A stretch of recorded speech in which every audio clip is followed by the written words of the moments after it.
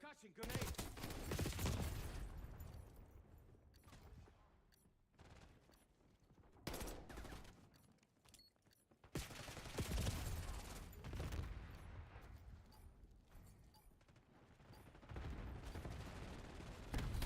Bravo fucking Zulu, fuck up. Mission accomplished. We are heading back to base.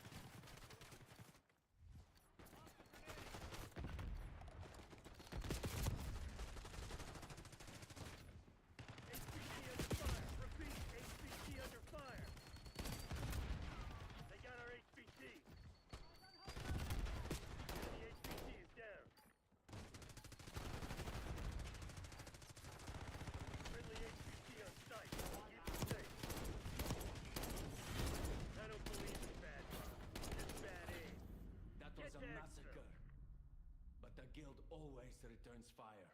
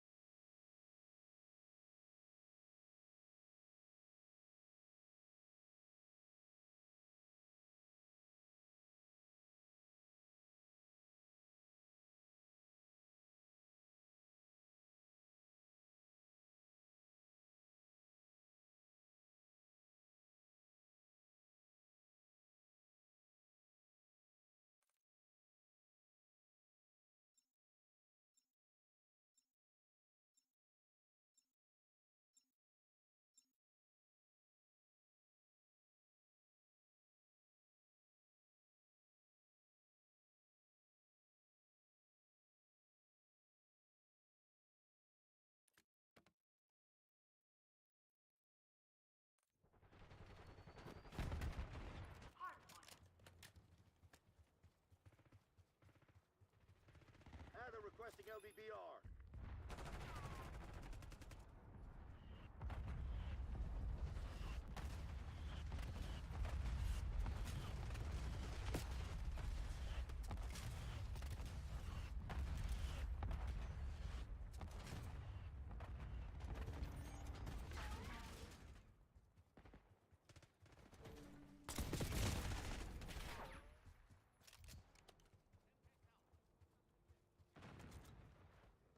TACOM, I need eyes overhead. Enemy RTX detected.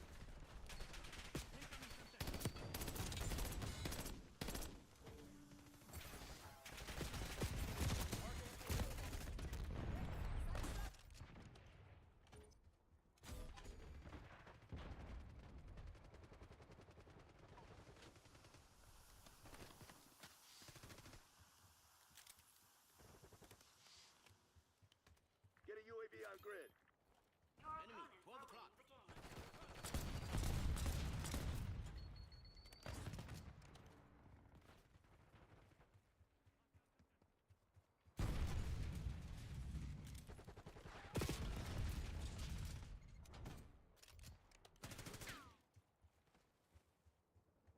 Your team is winning the game. Damn turret established.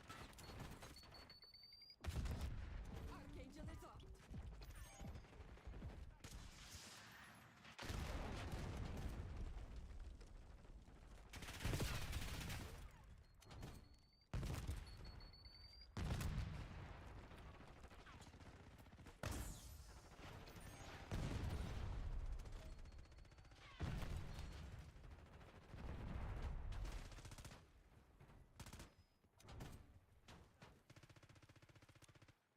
Deploying tech insert.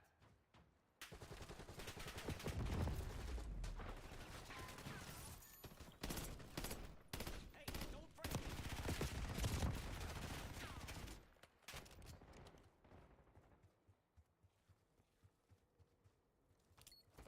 Incoming Semtex.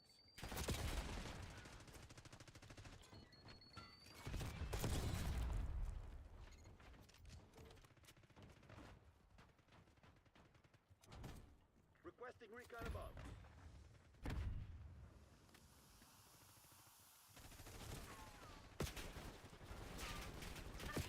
Available. Claim it. Requesting CUAV above. You will be playing red light, green light. Net call. Enemy watchdog helo inbound. Damn turret's up. Red light.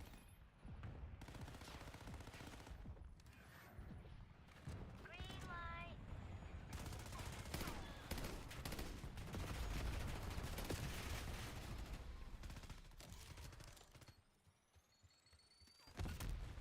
Semtex, front.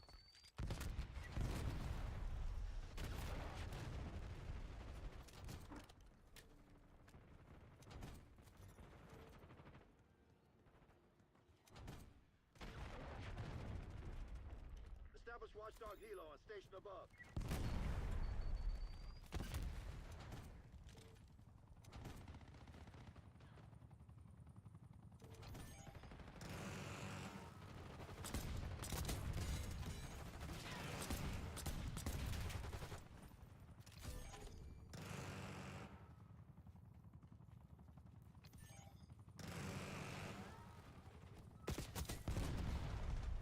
Fuck off! I'm working.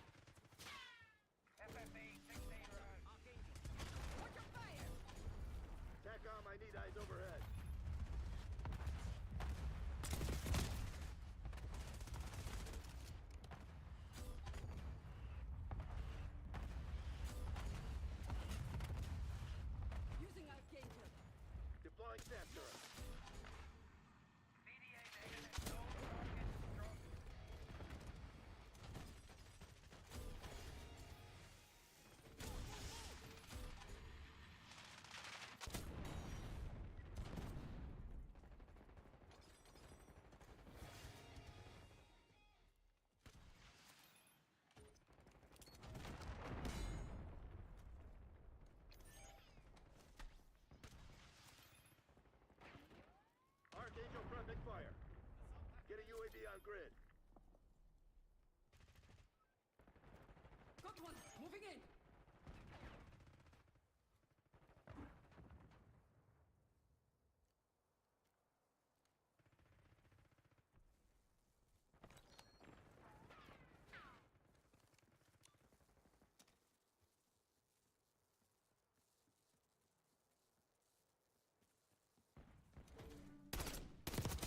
Target down.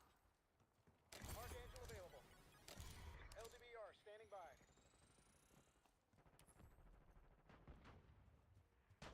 MTO hotel unit quick. 16 round.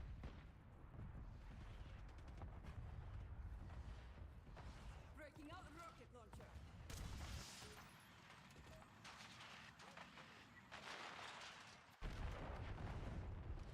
The game clock is running out. Check fires. BDA negative. Just target coordinates.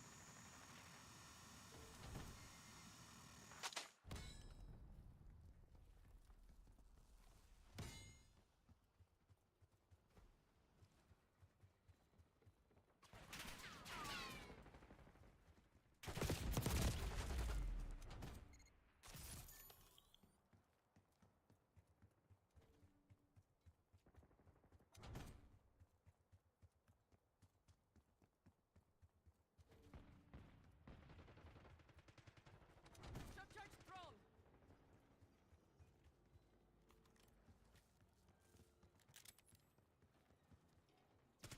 Check your sights.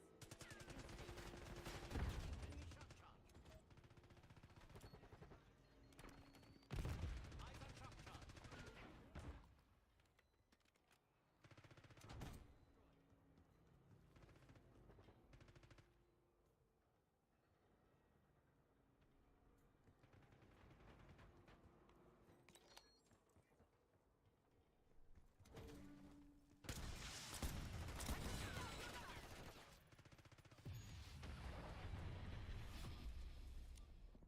Duck insert place. Adder requesting Watchdog Helo on my grid.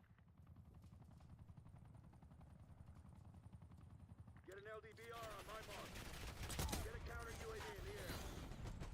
Archangel for you. Oh, Yes, they're done. congratulations Let's go. to our winners.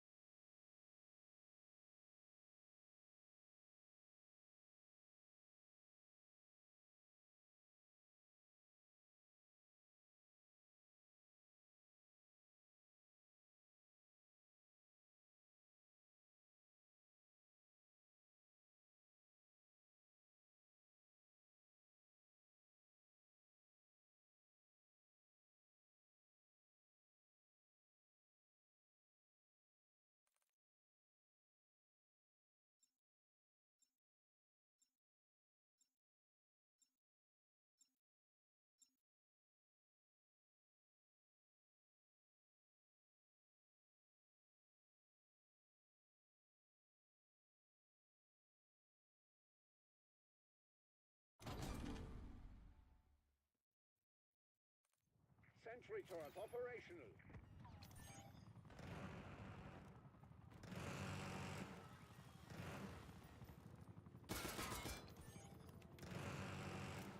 Kill. Moving on.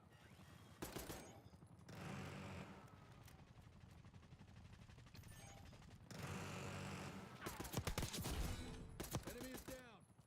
Pentathlon. Requesting CUAV.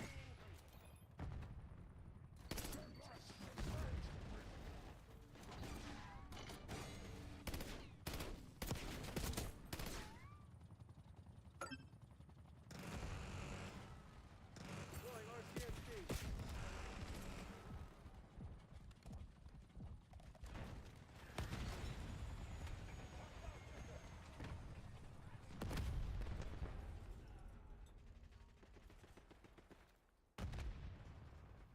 Waypoint marked. Move.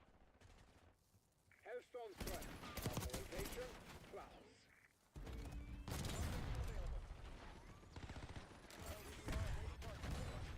Attention all players. A new game is about to begin. Requesting CUAV. Team deathmatch. Eliminate players to fill the piggy bank.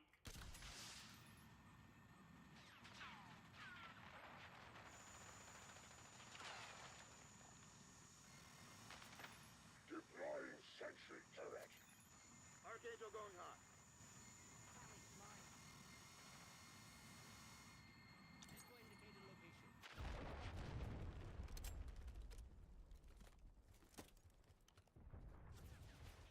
I need a napalm strike.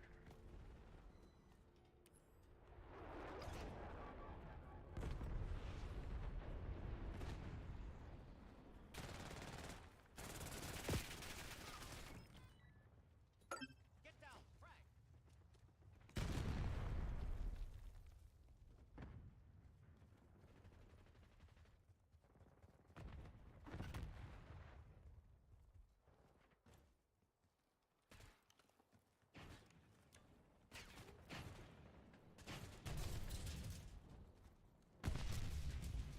Sentry turret deployed.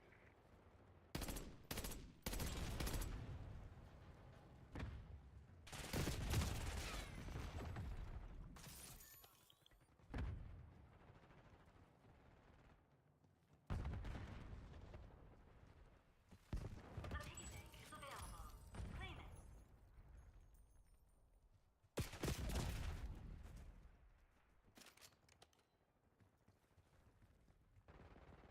You will be playing red light, green light. Watchdog Hilo incoming on your location. Hostile counter UAV established above. Enemy UAV inbound. The game is about to change. Green light.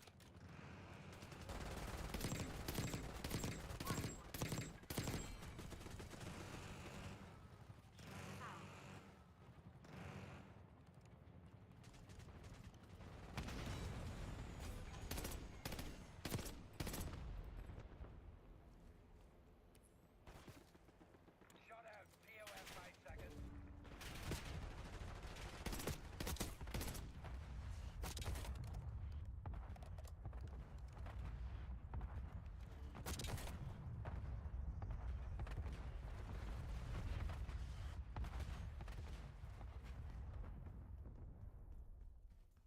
EOM. Estimate 2 casualties. Over.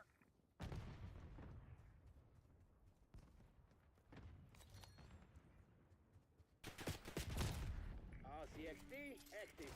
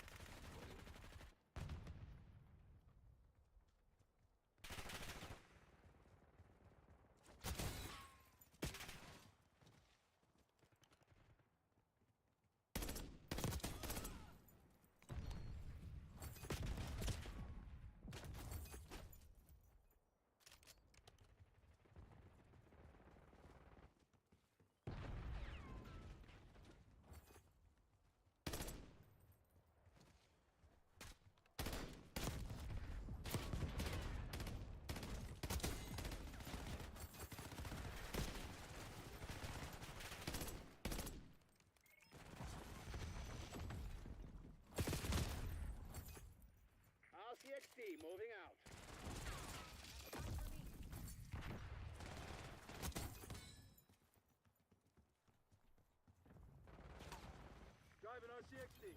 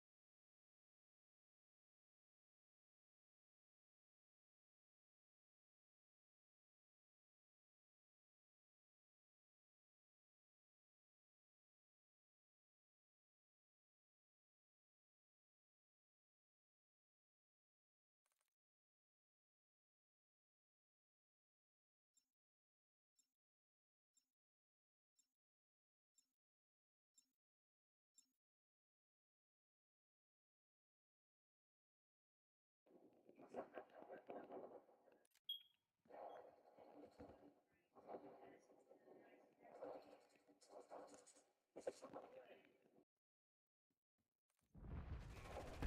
the shit out there,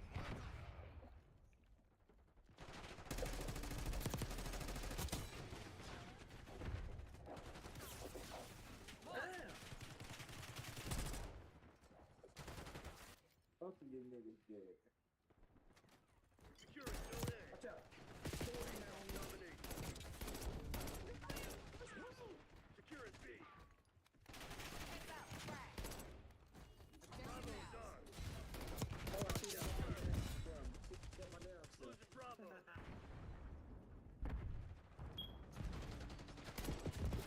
Taking A. Get out that damn smoke, bro. Securing out. Niggas be laying down like a mother. I'm on the objective. Go down together.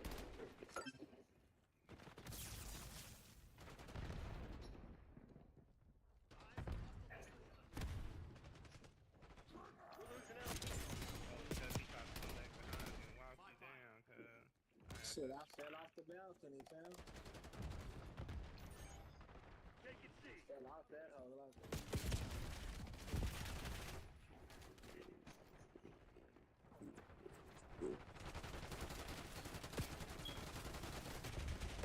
Losing A. How you took my gun, bro? Taking Bravo underway. Keep an eye out. Taking out.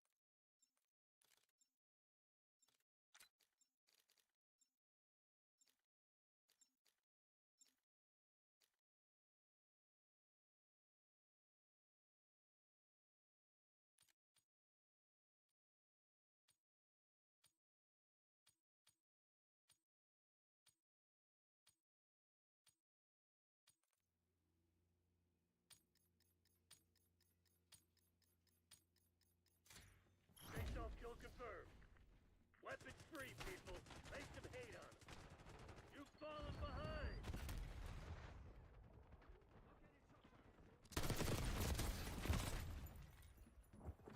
Shock charge identified. Ramming Semtex. Incoming.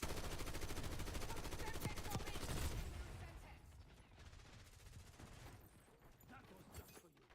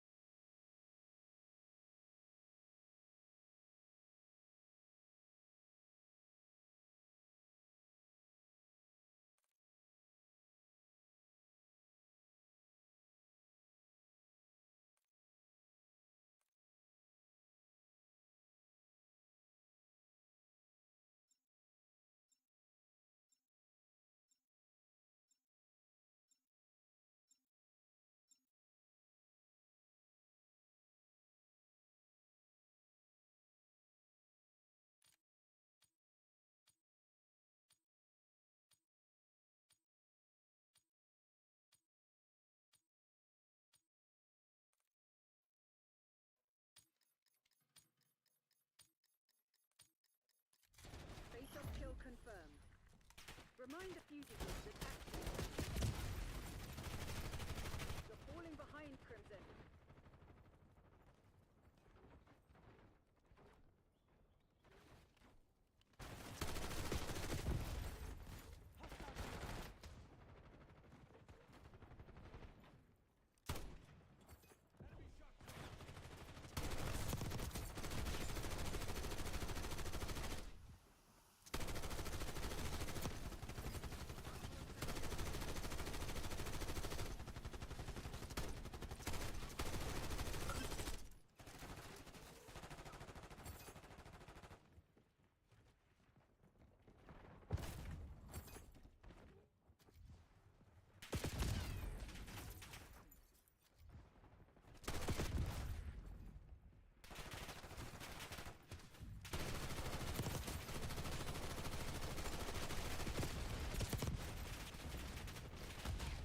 We're winning.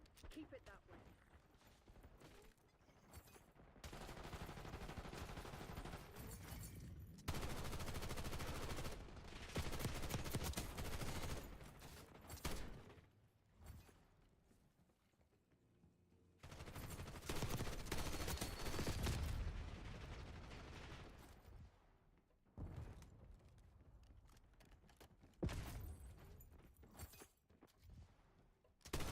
Got you, traitor.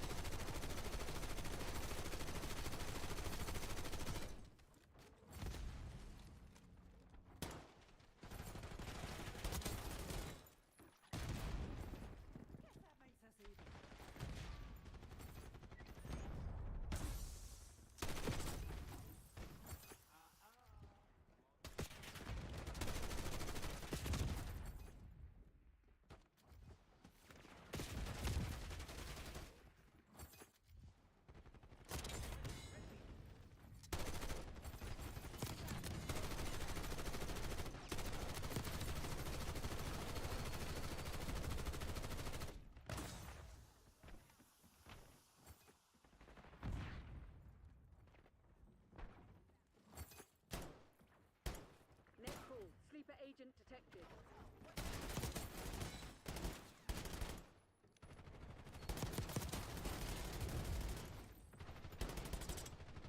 Time's nearly up. Break it down.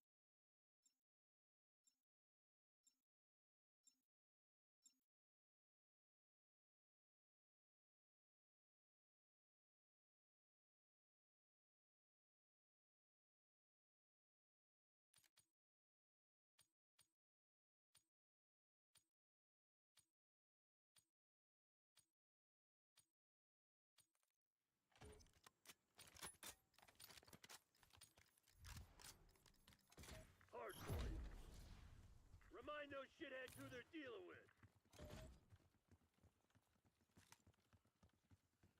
Hostiles have captured the hard point. Hard point is secure.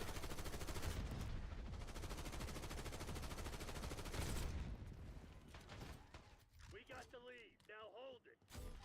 Hostiles have the hard point. Hard point locked down.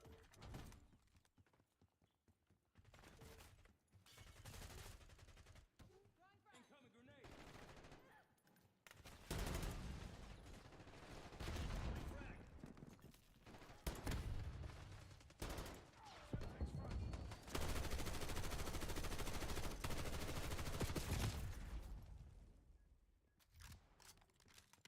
Hostiles have captured the hard point.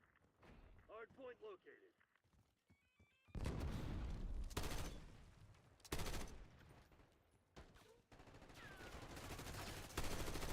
Hard point active. Was that your best shot? Hostiles have the hard point. Come on, you're losing this fight.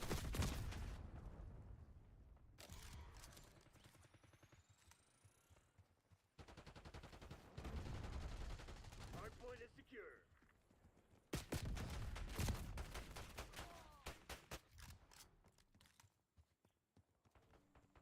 Hostiles have captured the hard point.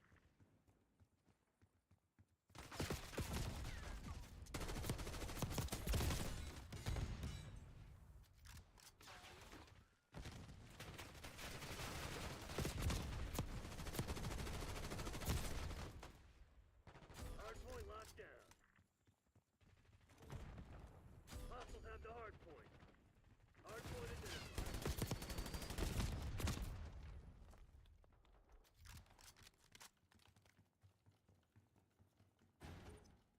Hard point is active. Hard point is secure.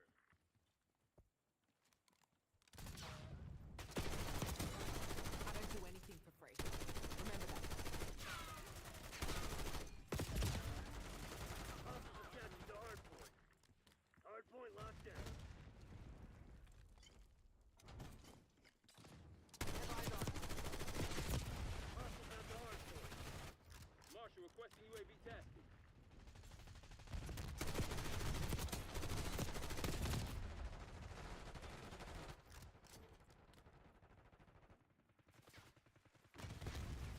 Hard point is secure. Hostiles have captured the hard point. Hard point located. Enemy RTX detected. TACOM, get a UAV in the air. Hard point active. Hostiles have the hard point.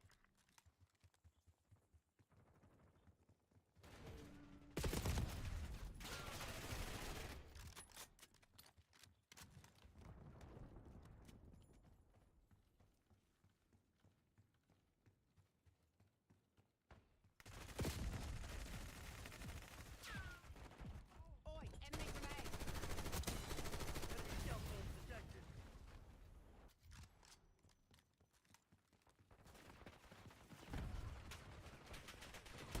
Heads up, frag. Molotov out.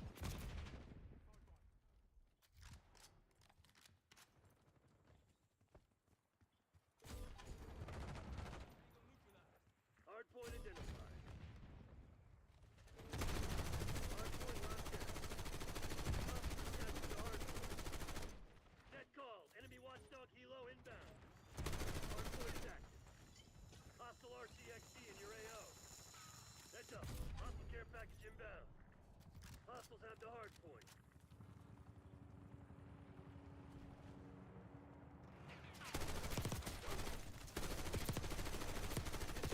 Turret detected in your AO.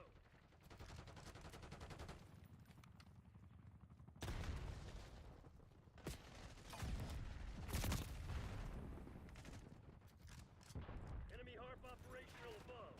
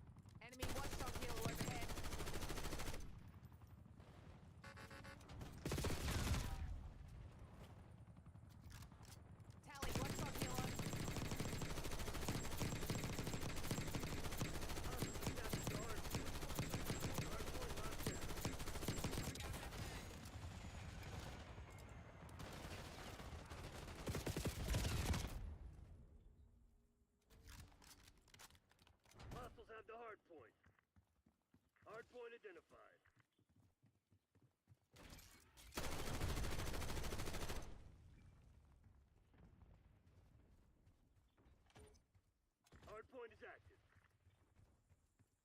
Hostiles have captured the hard point. Backup's not coming. You want to get out of this alive? Better step up. TAC off. Launch a UAV. Net call. Enemy watchdog kilo inbound. Grenade coming in.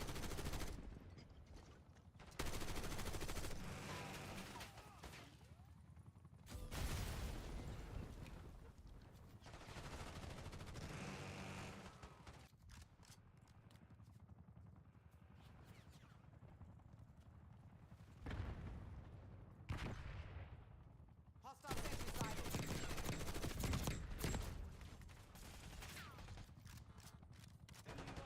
Hard point located. Enemy RTX detected.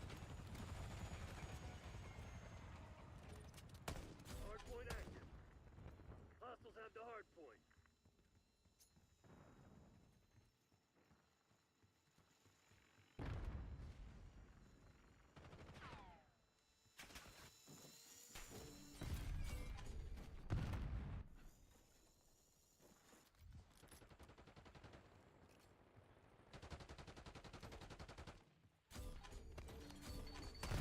Hardpoint is secure.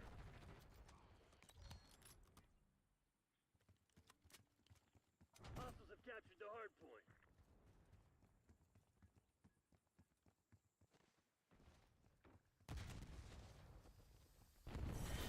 Mission shit, I'm pulling the plug. Time to fade. It's a bloody beatdown. I'm pulling the cord.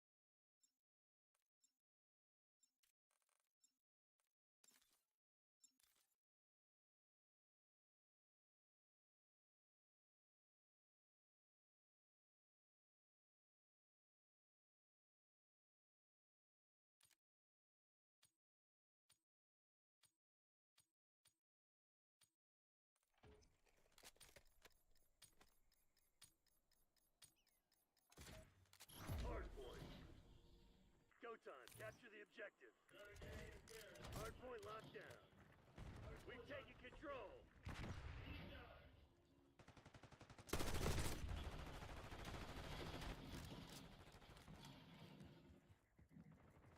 Hostiles have the hardpoint. Oh, boy. Enemy flashbang. Heads up. Molotov inbound. Hardpoint is secure. Alright, I'm changing guns.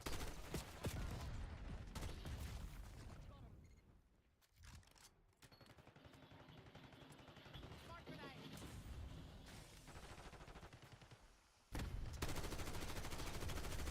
Heads up. Frag. Hostiles have captured the hardpoint. Hardpoint identified. Hardpoint locked down.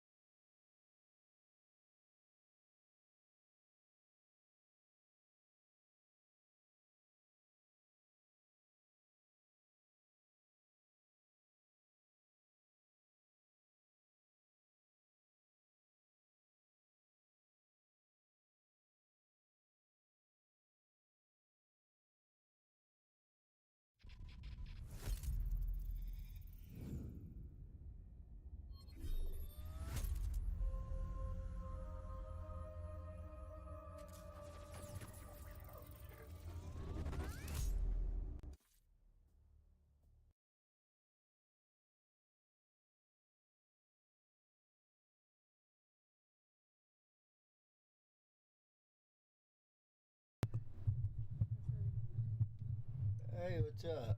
How's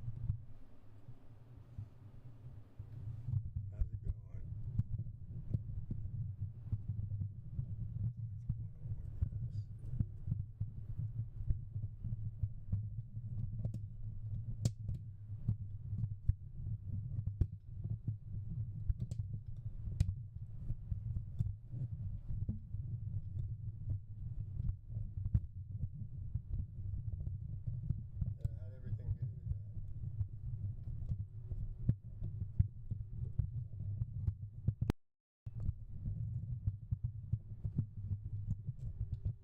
How'd everything go with that? How'd everything go today? Yeah, it's gonna be a lot better. That shelf behind me, I gotta get it. I've organized some stuff in that fashion. There's too much junk that I could throw out, I guess. Yeah.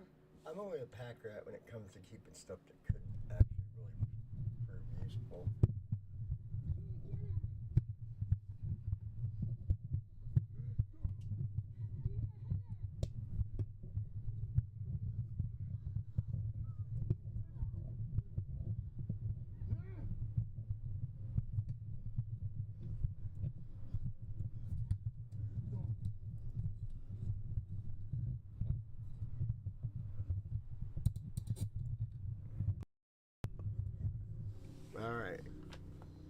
you want to hear me now?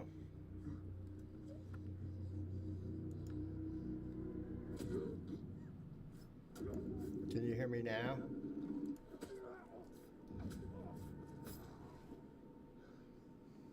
It says it looks like it's working.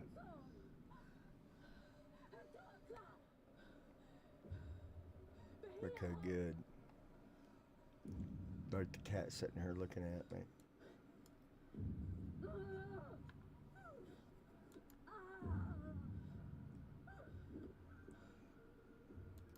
That stupid pole's running.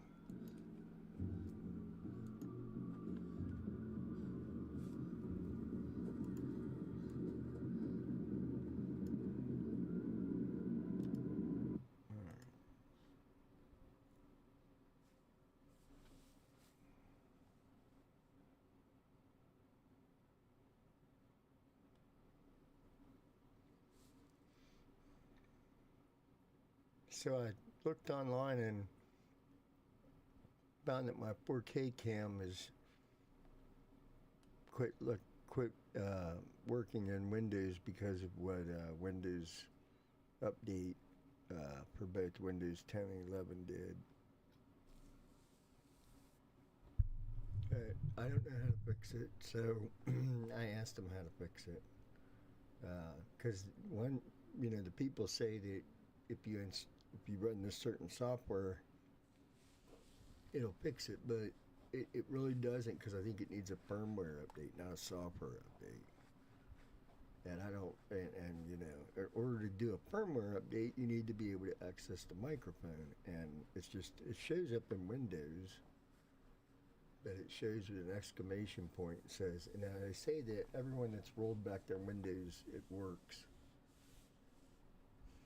But I'm not going to do that. If they can just tell me a time frame for when they're going to fix it, then we'll just keep using this camera in the meantime, because it works fine. It's just not as cool with the camera pans and all that good stuff, but we can do it. Yeah, I don't want to roll that back I'm not going to roll back my Windows, because now that I have two computers both running Windows, I see some things that are across the spectrum of like USB ports. I see sometimes seem to quit responding. I don't know if you've had that problem, but like my mouse will be working but not quite right. And I think it's mostly because this computer over here, you can see it differently because I've changed how sometimes USB stuff just fails. But I did mess with the motherboard, and I think I broke off some pins. But the thing about it is, though, is in this other Asus, completely different computer, I'll have something not quite work, and if I unplug it and plug it into a different USB, it works again. And the only thing that I think that it really could probably be is there's something in Windows with USB management. I'm not stressing about it. Just changing stuff around as they need it. I'm going to do a rebuild here in the near future, So, and, usually just a quick reboot fixes things now, so Military hospital. An army reboots only take about 10 seconds, so, I started thinking about it, but a lot of this stuff it's not really as bad as I in my head, like installing Windows and stuff. Like, it's not really that bad. It's pretty quick, actually. With your browsers remembering all of your stuff and Steam library, that if you have external drives or other drives, you can just have it look at the drive and it'll find everything. So some of it I've had to reinstall, like, of course, Microsoft's own Xbox stuff. It can't find the games. And yeah, I know you could go in and do some registry stuff. Not doing that at all. I've got so much space that I shouldn't even worry about it. I just wipe a drive, and then just whatever games are missing I want to play, I just download it, because it only takes to download a game, it takes usually like 10 minutes. I can play Call of Duty or whatever. I don't know why I'm stressing so much about some of this stuff, like the computer dying.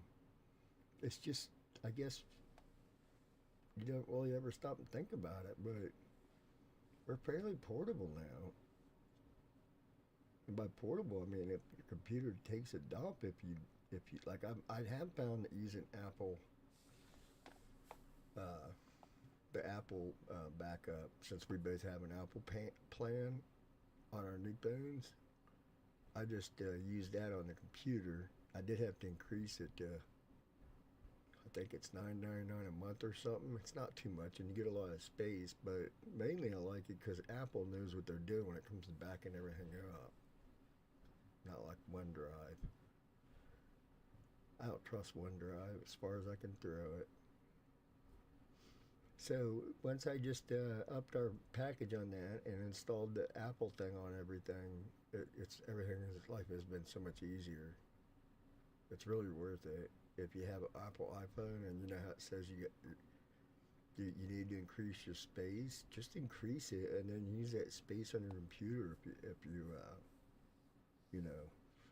you're looking for a way to make maybe your life easier. But I mean, if you don't change computers much or anything, then it's cool. But you know, even so, it's still a good idea to be using the sync in your browser setting. You know, have it sync, sign in, and all that. Sign into OneDrive or whatever, iTunes or whatever you're using. Make sure you sign in those drives and stuff, because virtual drives make Windows so much easier. So, with that being said, now I have less stress knowing that we can rebuild if we need to, and I have a backup plan and everything. But ultimately, I do think that I did something to this motherboard which makes it difficult to think about selling it unless I just pretty much give it away, which I might sell it to somebody, you know, friends here in town, if somebody wants to just take a chance on it, because you could always replace the motherboard and you know, it's a good computer. I mean, you could just put whatever video card you have in it and it would be ready to go. I mean, the USB thing is a concern. I don't know how to fix that exactly, but I think it might be fixed if I do a clean install of Windows, but I haven't done it yet because I don't want to keep reinstalling Windows.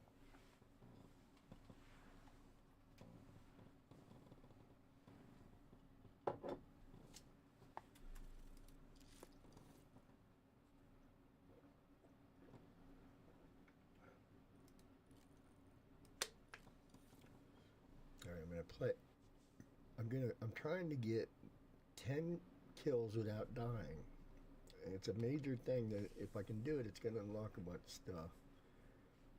So to do that, I'm using my best two guns, my best pistols, an auto pistol. It's a lot of ammo, you know, the dual wield. And then I'm going to be using the best LMG I have, which pretty much just shreds everything if you can get it started and not die. People think they can just jump in front of it and shoot back like other guns, but it just chews you up right away. So we're going to try to get 10 kills without dying. I'm going to do it whatever I can. I'm starting to wonder if maybe that's one that I could do. We're trying to do it on Nuketown because I think it counts if you can get like a helicopter or like a kill streak. Either way, I've gotten 10 kills without dying 9 times. I just need to get it one more time.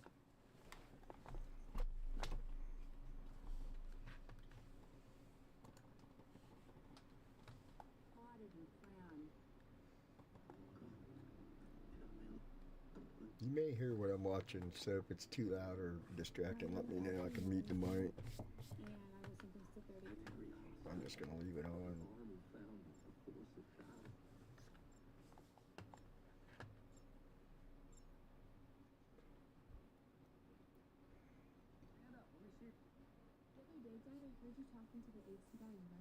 Back in action. Jamie Foxx, Cameron Diaz, Secret Agents. That sounds whimsical and fun, but I'm not up for whimsical and fun right now.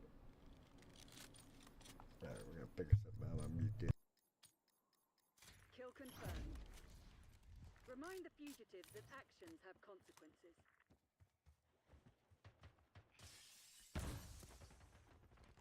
We've claimed the advantage, now hold it.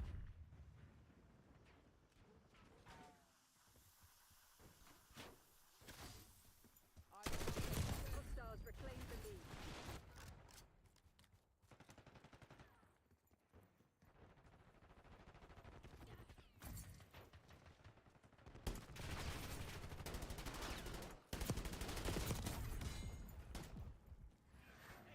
Frankly,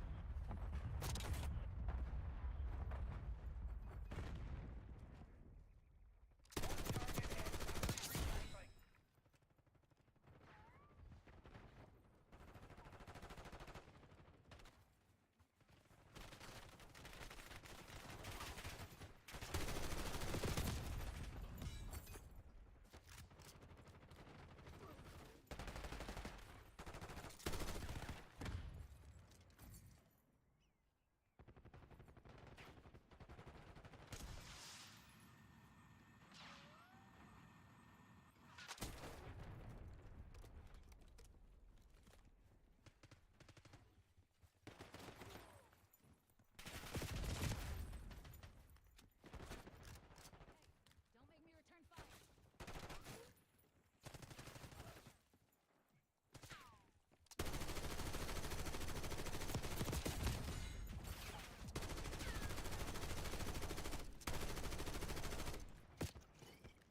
Finger on the trigger.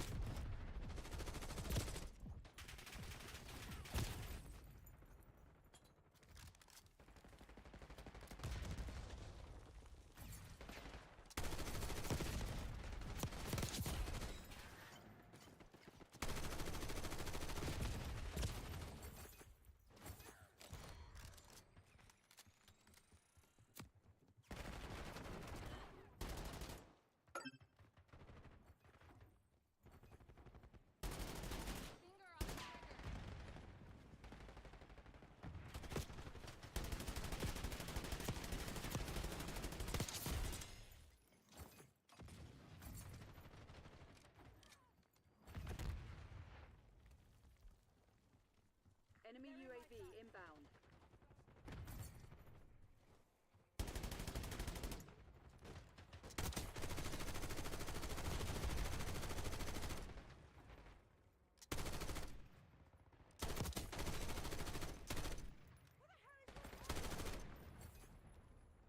Archangel available.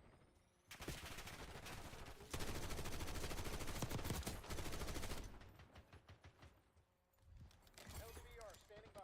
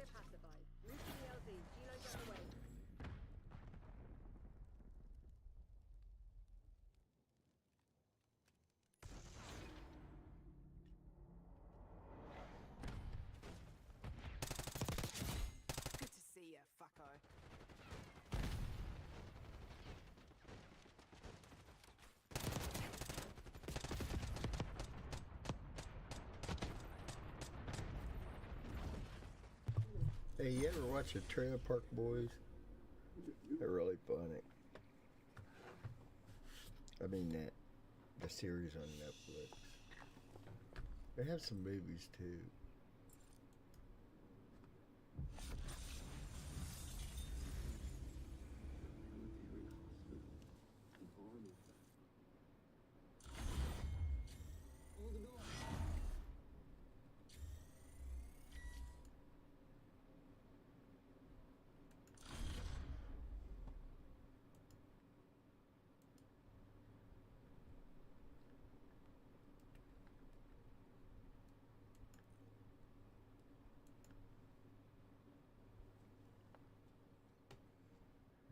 I didn't get it, so we're gonna try something else.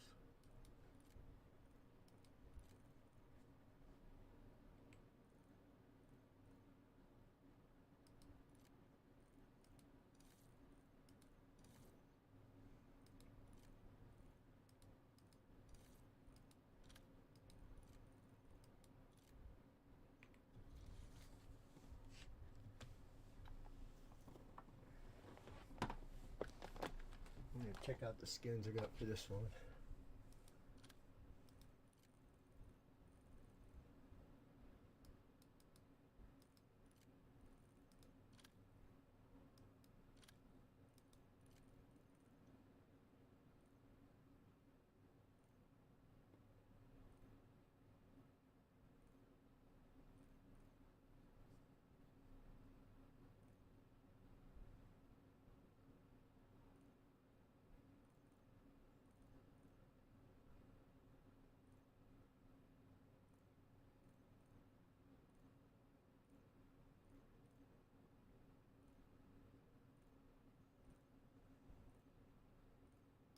We're done. We're gonna use a banana gun.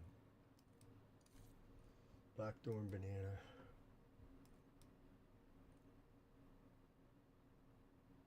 Could not pick it.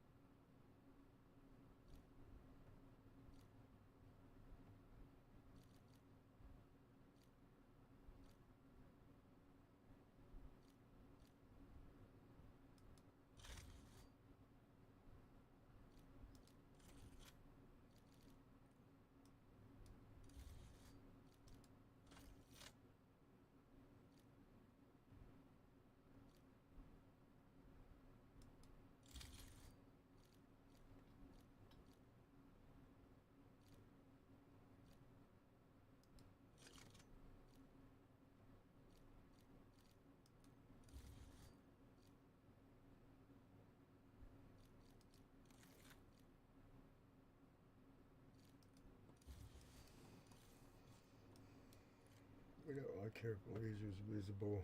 It's gonna be smoke and gunfire in there. I'm gonna know what the hell's going on.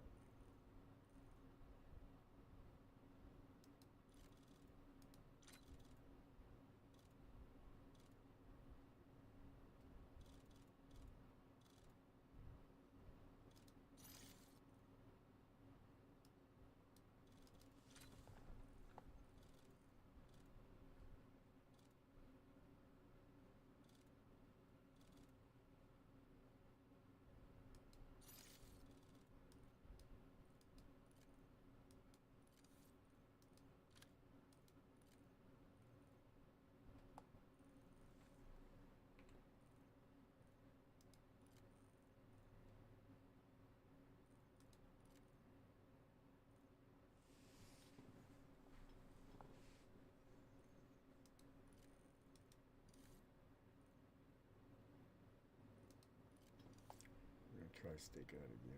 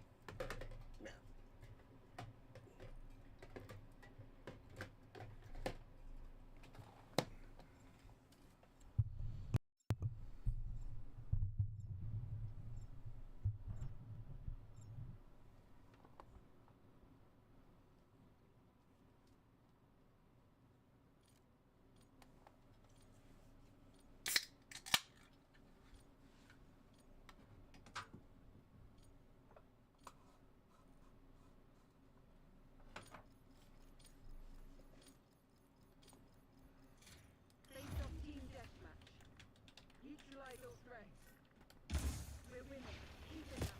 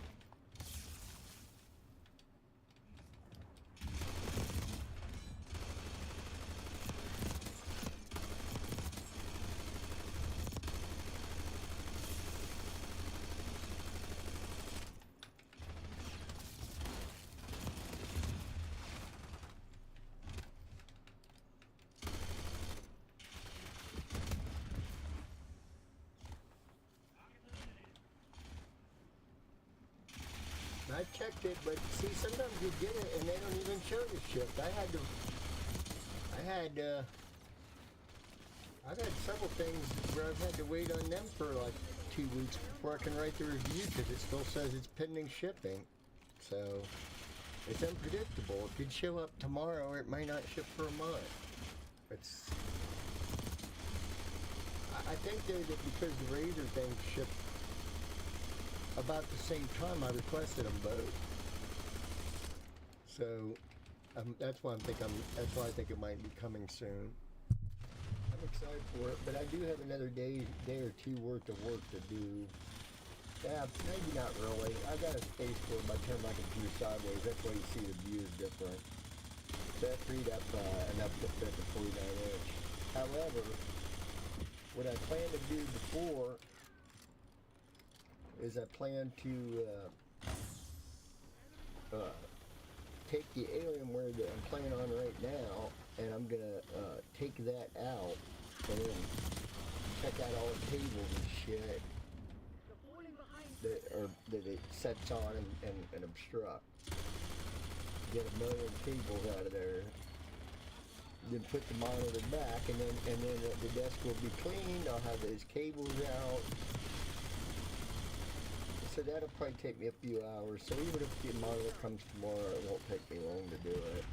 fact, I'm probably going to do it tomorrow. I just kind of dread it a little because I'm going to get sweaty and, but you know, it's fine. I'll just do it before I take a shower in the morning. Yeah, I mean, because there's a million cables back there and there's so much dust and everything. Basically, I'm just going to take the cables and say, what is this connected to? So far, about 80% of them haven't been connected to anything. Well, with the curve, it gives you peripheral vision, is what they say. So it's really, it's not overwhelming in a sense that it's kind of the same. It's not the same as looking at a 38. Mine's curved though, but you know, it's got more of a curve, I guess, is what I'm saying. And so with more of a curve, it fills more of your peripheral than just your front vision. One of the complaints on the one that I'm getting is that the curve isn't as bent because they had production problems with that tight of a curve, so it's a little more relaxed of a curve, but it's not a big deal, they said. It's got other stuff too that is fairly new tech, like the display port. Or now you use HDMI. Now we're back to HDMI, which, you know, I know that's very confusing. Usually don't go back to something once you left it, but now HDMI 2.1 is what we should be using. If you have a GeForce that is capable of supporting HDMI 2.1, which I guess I'll have to make sure that my card does. My card is not that old.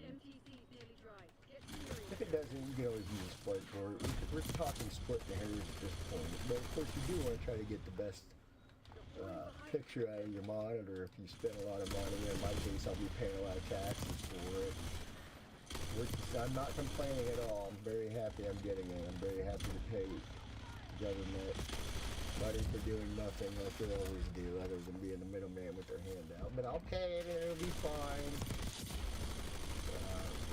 Considered income, so I don't know whatever that works out to, $1,700. Probably about what I'd spend on a regular monitor had I not had this Best Buy Tech Insider. So it's about 35%. So it's what, 1,700, John, you're a math guy, 1,700, 35% is what? Probably I see.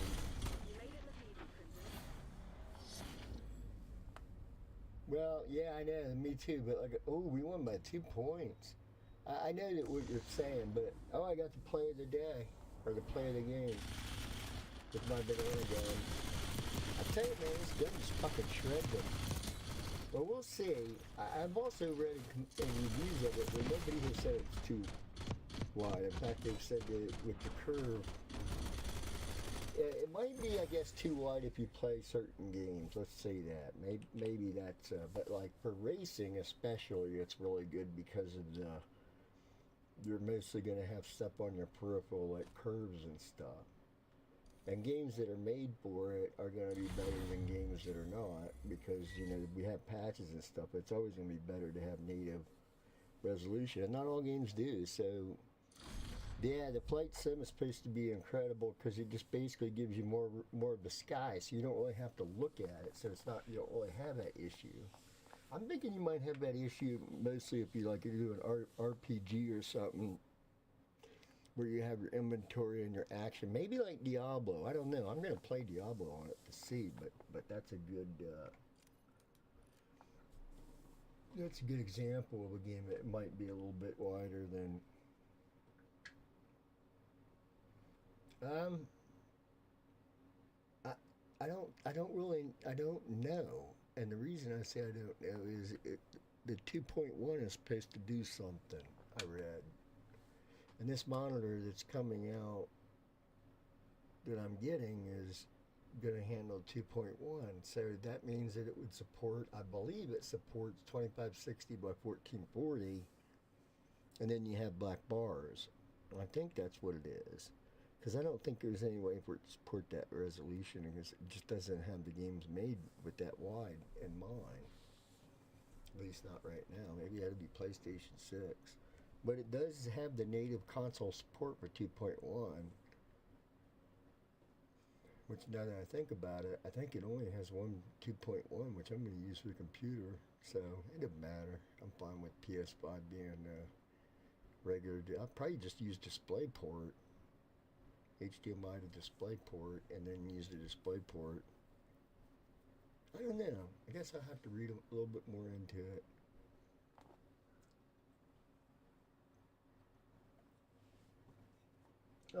All I know is it's a little bit splitting hairs when you're getting tech this good, in my opinion.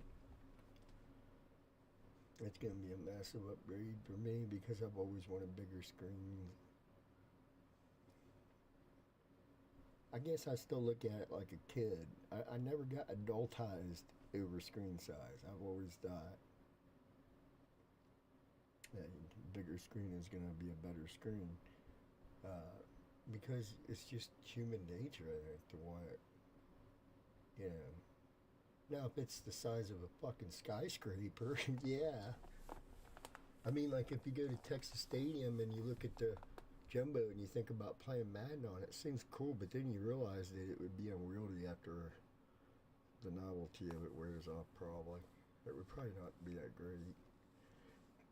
I mean, and I'm not saying that because I wouldn't want to do it. Don't get me wrong, I would want to do it, but I just think it would be kind of like, cool, let's just go play on a regular TV now.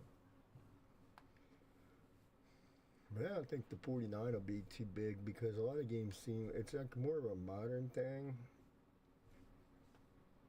But, you know, it's, of course it's going to depend on the... Oh, that's cool. Yeah, just text in the chat when you're back or whatever, and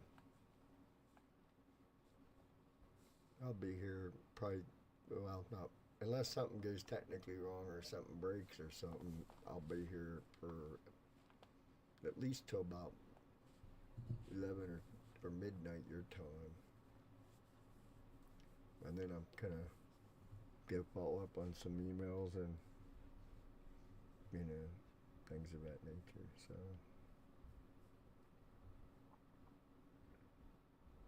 Alright, we're going to get back at it, and good luck on your call.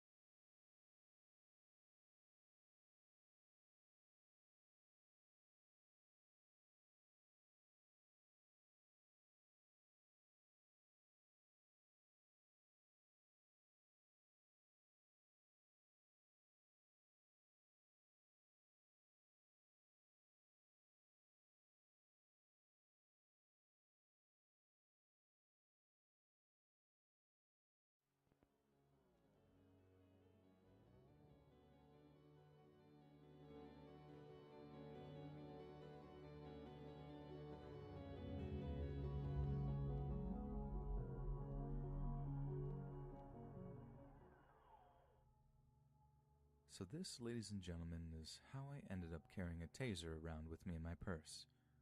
We're going back like 10 years here, but my first real job outside of helping with my mom and dad's home business was in the local Walmart. I was 18, super young and naive, but I was very, very proud of the financial independence that job brought me. At least I was for the first few months or so, until it turned into something of a nightmare for me. So as you can imagine, the Walmart team was pretty large, so you could be like weeks into working there and still not know everyone's name. That, and you're almost constantly meeting new people or completely new hires, since the shift system gets moved around quite a lot. So I didn't meet this guy Craig until I was maybe 6 weeks into working there. He was about the same age as me, was a pretty nice guy, but most importantly, Craig had his own car which he drove to and from work almost every day. Then once in the break room, we're talking about this, and that's when I find out he just so happened to live in the same rough area as me. We happened to be on the same shift pattern at that time, so he asked if I wanted to get a ride home with him that evening after work. Of course, I agreed, as it'd be cheaper and easier and faster than having to ride the bus home. So for the next few weeks, Craig used to pick me up before work and drive me home after. And for the whole time, he was perfectly nice about the whole thing, and never once did he do anything remotely creepy, either on the drives or at work. He was pretty much the model employee too, from the looks of things. All the other associates liked him, and the whole time I worked there, no one ever had a bad word to say about him. Only one night, after he drives me home and pulls up outside of my house, he asked me if we can talk about something. So I say sure, and ask him what's on his mind. Craig then asks if I had a boyfriend, and I immediately become uncomfortable. I've always been kind of shy about that sort of thing, and talking about romantic stuff directly just causes me to lock up and get really anxious.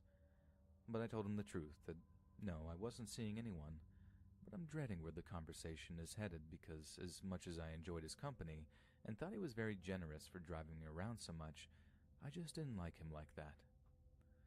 So then he asked me if I wanted to get coffee with him when we both had some time off. Again, I said sure, but stumbled around the words as I tried to make it as clear as possible that it would only be as friends, that it wouldn't be a date or anything like that. I honestly thought he would take it on the chin, like it was an awkward moment for us, but I never expected him to react the way he did. He starts telling me how much he liked me, and how he knew I liked him too, otherwise I wouldn't be spending so much time with him. I just sat there listening to him ramble on. He was delusional, and that's putting it nicely. He obviously saw something between us that just didn't exist. I apologized, like genuinely apology, and told him I didn't want to hurt his feelings, but that I just didn't see him as a romantic option for me. I told him I really appreciated the offer, that I was flattered, but that he really was just barking up the wrong tree. Then he locked the car doors. I can't even really describe how horrible I felt in that moment, how I had totally misjudged what kind of guy he was. I tried to open up the passenger door, but obviously it wouldn't open. And in a voice that I know was just racked with fear, I asked him to unlock the doors. He didn't say a word in response.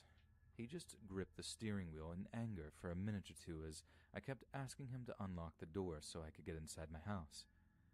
I said I was sorry, over and over again, and begged him to just calm down and let me out.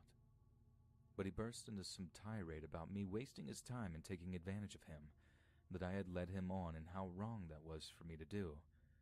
He said that I owed him, and that's when he put his hand on my knee. I just froze. I didn't know what to do. I grew up something of an ugly duckling, and I honestly just didn't know how to deal with that kind of attention anyway, let alone when it was mixed with just complete and utter terror.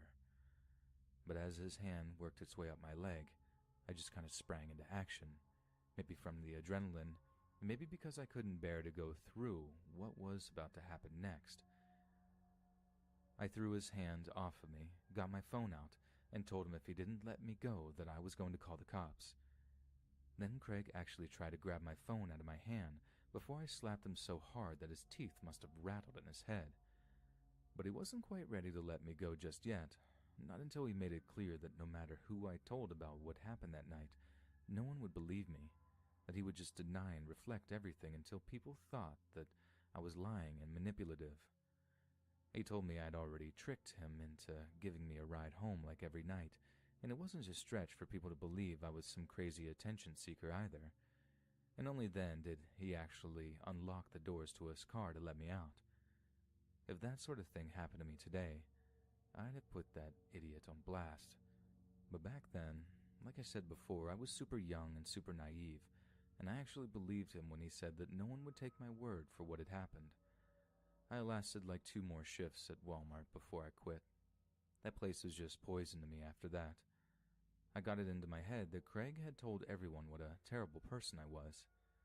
I know that sounds crazy, but that's honestly what I believed. I ended up working somewhere else part-time while I attended community college, then moved away from my hometown to pursue my degree.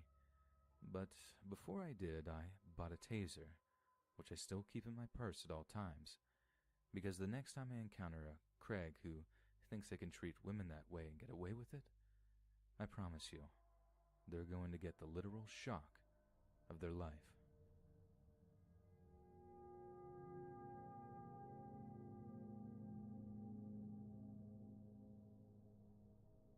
I live with my family here in Spokane, Washington. One Friday after school, my dad picks me and my little brother up and tells me we have to head over to the Sprague Walmart to pick up a few odds and ends for the following week. I was excited to just get home so I could start my weekend already, but I didn't mind going over to Walmart with him, since I figured I could puppy dog eyes him into buying a few extra sweet treats for me to enjoy. That and the alternative was to walk home, and since it looked like it was going to rain, I know I'd chosen the better option. So we wander around Walmart for a little while, talking about how school is going and what our family plans were for the weekend. I get Dad to agree to drive me over to a friend's house the next morning in exchange for a promise that I'll get all my homework done that evening. A small price to pay, since there's no way I'd be able to get over there on my own since she lives on the other side of town. So we get checked out, wheel the stuff out to the car, load up into the trunk, and then get ready to leave.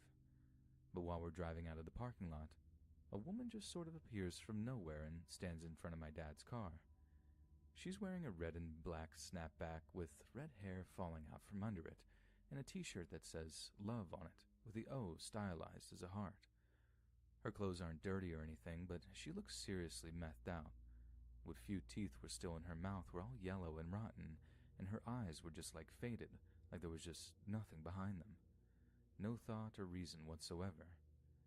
Then she just starts saying, "This is my car," pointing down at the hood like, "How did you get in my car?"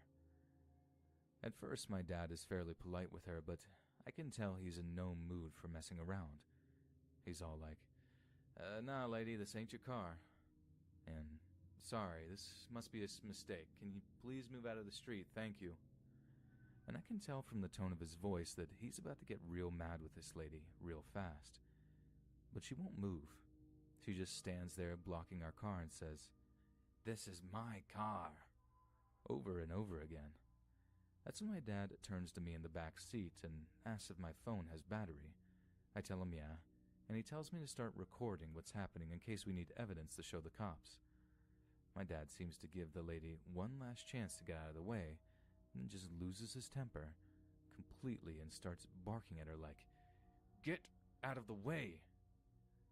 The meth head in front of our car then starts acting like she's the victim in the situation, saying stuff like, "I just want to talk. I don't want violence, but I need to know how you got my car." Dad starts screaming at her again to get out of the way, and eventually she does, and we drive along thinking the whole thing is over, and she was just some crazy drugged-out meth head with delusions. But the situation doesn't end there. We get to a set of traffic lights further on down the road, and someone else then steps in front of the car. This time it's a guy wearing a dark jacket with short hair and a mustache, like each of those scumbags look like they could have been paid extras on Breaking Bad, and he's putting on a similar act to the methed-up lady who managed to catch up by this point. He's all like, "Can you get out? This is my car." And it's about that time I realized this was just a straight-up attempt to carjack us. He wasn't like, "Hey, this is my friend's car," and nothing like that. This was obviously some messed-up plan that they put together to coerce some naive stranger out of their car so they could just steal it. The guy in front then puts his hand in the inside of his jacket, like he's about to get a gun out or something, but still remains all calm, like, "Just talk to me, dude. This is my car. How did you get my car?" Dad turns to my brother Max and tells him to call 911. Max is shaking like a leaf, and he does as he's told, getting his phone out and dialing 911 while my dad is still telling this guy in front of us to get out of the way. But it's not just me and Max that are scared at this point.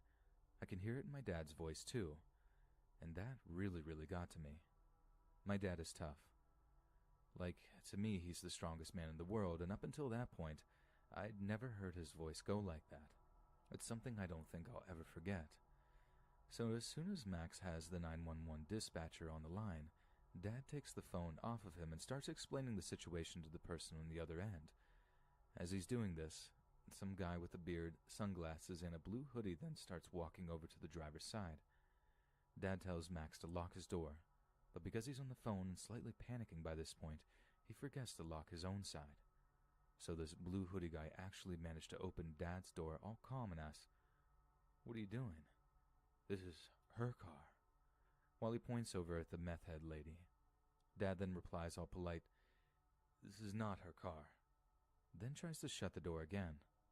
The guy flips, trying and flailing to pry open the door again before Dad shuts it, screaming to get out of the car, while kicking the driver's side door. If they had just came up to try to carjack us, that would have been bad enough. But the mind games they were trying to play with us, that was what was really scary. Like they expect us to just be like, "Oh, I'm sorry, I didn't realize this was a car that some meth head could afford.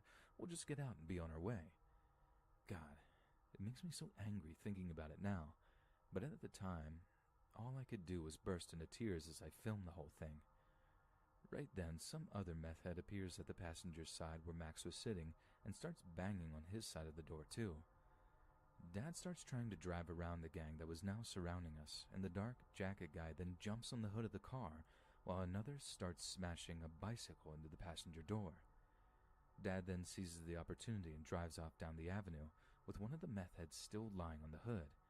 He's driving fairly slowly, talking to the 911 dispatcher the whole time, careful not to drive too fast in case the guy on the hood falls off and we accidentally run him over. But the next thing I know is there's this big roar of an engine to our right-hand side, and the guy in the blue hoodie is on a motorcycle, revving the engine and preparing to give chase. He's pulling up alongside us, every so often to shout, slow down, let the guy off." And Dad realizes he's talking about the guy lying on the hood. Dad slows down for like 2 seconds, and the guy on the hood, who is obviously realizing what a stupid situation he's got himself into, rolls off the hood and runs over to the sidewalk to escape what could have amounted to a serious, life-changing injury. Not that he didn't deserve it, I just really didn't want to see my dad go to jail over something like that, when it most definitely was not his fault that this psycho was crazy or desperate enough to try to carjack us in such a terrifying way. After that, the biker guy stopped following us, and we got home safe without anyone actually getting hurt. I was still crying as we pulled up outside our house, and even Max was really shaken up when he's normally so cool and nonchalant about everything. But I wasn't crying out of fear anymore. It was just pure relief and gratitude that Dad had handled the situation so well. We all hugged it out when we got inside, with Mom all panicked and wanting to know why we were all upset. I'll always remember Dad was like, "I'm your father, and I'll always protect you when I can." I don't think I've ever loved him as much as I did in that moment. I don't really want to go into details about the interactions we had with the cops afterward. They insisted it was all just a misunderstanding, but anyone who was there would know it was so much more sinister than that. Those dirty meth heads were trying anything they could to slow us down and get us out of our car so they could steal it. And the fact that no one was arrested for it is something else that fills me with such rage even today. But there's a kind of uplifting ending. Since Dad posted the video online, a few people have reached out and offered to fix some of the damage inflicted, which is nice, but it just reminds me, like, if it really was your car, why would you damage it like that just to get a person out? We know what happened that day. It was no misunderstanding. It was just a stupid plan to rob us that only a bunch of methed up crankheads could have even dreamed of, and it failed. just like they failed in their miserable lives and ended up on the street having to rob people.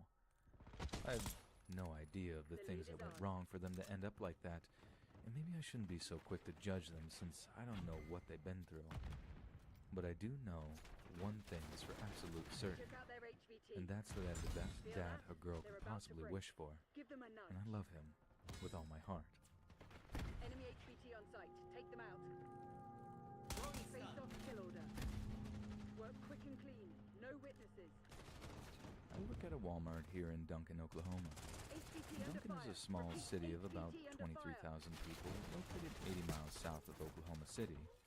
And other than the farming and oil industries that employed most of the people here, there's not that much to do in Duncan. It's honestly a pretty basic and boring place to live. Enemy HVT is down. Needless to say, I've always wanted to get out of here, and HVT is taking last year fire. added an Keep the package awful, safe. traumatizing They memory got our to the already HVT. rock-bottom prospect, which has given me even more motivation to leave this Friendly place HVT behind on site. forever. Keep them safe. So, after what happened, it all went down on a Monday morning back in November of 2019, as if Monday mornings weren't bad enough already. My shift was due to start at 9 a.m. sharp, and I do that thing where you wake up all like, wow, I feel surprisingly well rested. Roll over and realize you've not set an alarm the previous night and are way late for whatever it is you were supposed to get up for. Like I said, I was in due to work at 9, and I didn't wake up until like 9:10 a.m. I immediately fly out of bed, shoot my boss a message saying that I was having a car problem and I'd be there as soon as possible. She was pretty cool about it, telling me not to worry and to let her know if I had any more issues getting to work. I was never, ever late before, and I guess that bought me a little goodwill.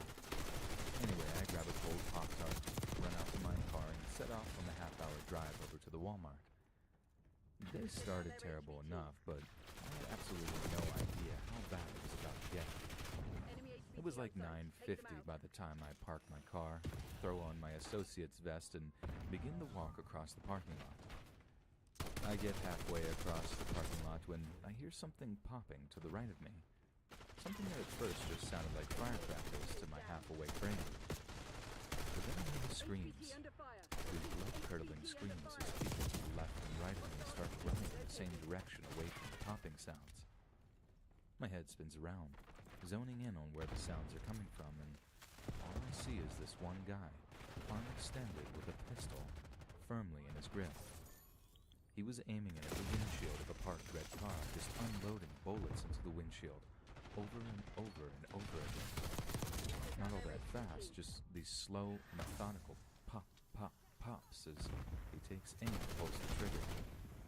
My first thought was that it was some kind of mass shooting, given that it was only 3 months or so after that psycho racist guy shot up the Walmart in Texas. So, as soon as I see him firing, I just throw myself behind another one of the parked cars, making myself small so I can kind of fit myself behind one of the tires. I know I should have just kept moving, but I figured the guy was about to head into the Walmart to continue shooting. In fact, now I really cast my mind back. I have no idea what I was thinking. I'd never been that scared in my entire life. Like, I don't even think I could put that kind of terror into words. My mind is just all over the place. I can hear my heart thumping in my chest. And the adrenaline hit was like nothing I'd ever felt before. Next thing I know, I actually see the guy walk around the back of the red car, like he walks into a position where we can both see each other through the gaps in the car. I couldn't move, like I wanted to run, but I just locked up. Sat there with my knees in my chest, just waiting for him to look up and lock eyes with me. I thought I was a dead man. I thought he was going to look up, see me, and just open up with that pistol. But he doesn't. He doesn't even look at me, and I watch as he just sort of stands there for a moment, looking down at the ground and shaking his head like he's thinking, what have I done? I thought the look on his face was just pure anger, but then I realized he was crying, like his features were all screwed up with this ugly, silent crying. Seeing someone in that kind of emotional wreck with a gun in their hand, dude, there's nothing I can imagine that's more terrifying than that. But why he had chosen to take it all out on the public in such a violent way, I had absolutely no idea, no inkling whatother. He didn't shout out anything. He was just wearing civilian clothes, and we only fired a few shots before he stopped and just kind of broke down at the rear of the red car. I hope those were the only bullets that he would fire that day. There were just strands of cops whose sirens I could hear getting louder and louder as they got closer. But he wasn't done shooting at that point. He had just one more bullet to fire, and I watched, frozen in place as he stuck the barrel under his jaw and one fluid motion pulled the trigger. Pink mist sprayed out the top of his head as his knees buckled out from under him, and he crashed to the tarmac in a crumpled Hey, okay. and the blood That's cool. died. The Yeah, amount of thanks for blood stopping that just by, started Al. pumping him. I mean pumping I'm out gonna of play his some head. other stuff. Thick, big And, spurt. I puked up that cold pop. I put it on YouTube real quick. I just cool. vomited between my legs I'll talk to until you the cop tomorrow, showed man. up and asked me if I'd been shot. I Have a told good him no. one. Not with words, by the way, just with these pathetic shake of my head as they got me up and walked me over to a cruiser to take a statement. It took me a while to be able to speak, and they just asked me yes, no questions until I could actually get words out to tell them what I'd actually seen in detail. After that, they drove me back home, and I took like a week off to recover. I just couldn't face going back there so soon after what I'd seen, and management were okay with that once they were aware of what I'd been witness to. The craziest thing, though, is that the Walmart didn't even close. I heard there were school shutdowns in the area, as is the usual protocol when there's a shooting like that. But after the shooting had stopped, people just sort of went about their business. Like by the time I was driven home by the cops, other than the police tape and the heavy law enforcement presence, you'd think nothing had happened there at all. It was just surreal to see, especially since, like I said before, it had only been like a few months since the mass shooting down in El Paso. It was all over.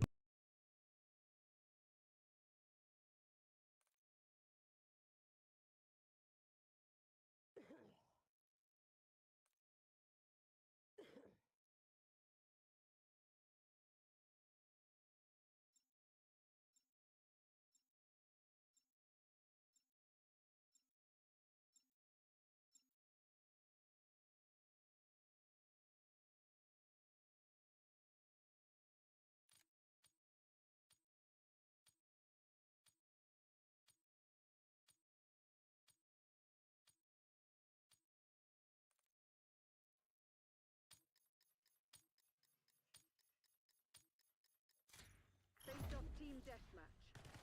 Use of deadly force has been approved.